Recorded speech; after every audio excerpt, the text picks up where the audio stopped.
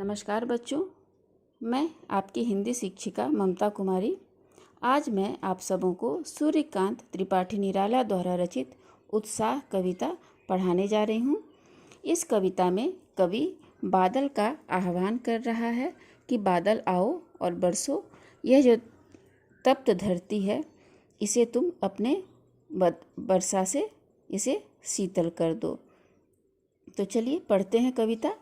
बादल गरजो घेर घेर घोर गगन धराधर ओ। बादल को कवि आह्वान कर रहे हैं और क्या कह रहे हैं? बादल तुम गरजो, जोर जोर से गरजो, घेर घेर घोर गगन, पूरे गगन को तुम घेर लो। धराधर ओ बादल, धराधर मतलब बादल, ओ बादल तुम पूरे गगन को घेर लो। ललित ललित काले घुंघराले, तुम्हारा रूप कैसा है? तुम्हारा रूप कभी ललित ललित मतलब कभी बहुत अच्छा लगता है देखने में, और कभी काले घुंघराले जैसे धुंधले दिखते हैं। तुम ऐसे दिखते हो जैसे कि बाल कल्पना कैसे पाले, जैसे बच्चे के मन में अच्छी अच्छी कल्पनाएं उठती हैं, उसी तरह तुम दिखते हो, बिल्कुल बाल कल्पना जैसे। विद्युत छवि उर्मे, तुम्हारे हृदय में विद्युत छुपी हुई है, तुम अपने अंदर बिजली छुपाए हुए हो, मतलब तुम्हारे अंदर विनाश करने की शक्ति है। लेकिन कवि नव जीवन वाले, लेकिन तुम वर्षा करके सभी को नया जीवन देते हो। वज्र छिपा, तुमने अपने अंदर वज्र छुपाया हुआ है, लेकिन फिर भी तुम नूतन कविता फिर से भर दो। बादल गरजो। तो बच्चों, कवि के द्वारा रचित इतनी सी पंक्ति आप लोगों को इसका अर्थ समझ में आया होगा। चलिए दूसरा देखते हैं।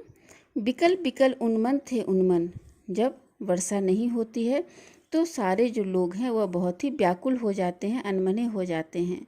हम आप भी व्याकुल होते हैं।